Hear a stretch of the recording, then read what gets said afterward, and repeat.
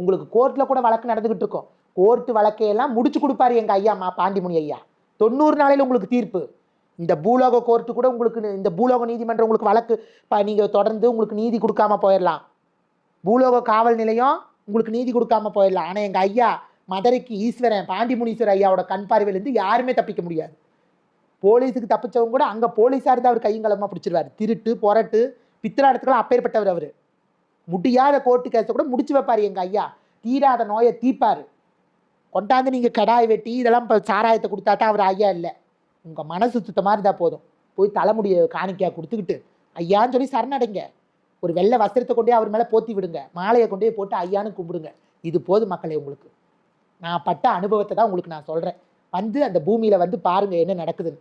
அந்த புண்ணிய பூமியில் எத்தனை பெண்கள் மேலே ஐயா ஆங்காரமாக வர்றார், எப்படியெல்லாம் வாக்கு போகுது, நாட்டையே ஆட்சி செய்கிறார். கண்டே பிடிக்க முடியாத ஒரு இதையெல்லாம் அவர் கண்டுபிடிச்சி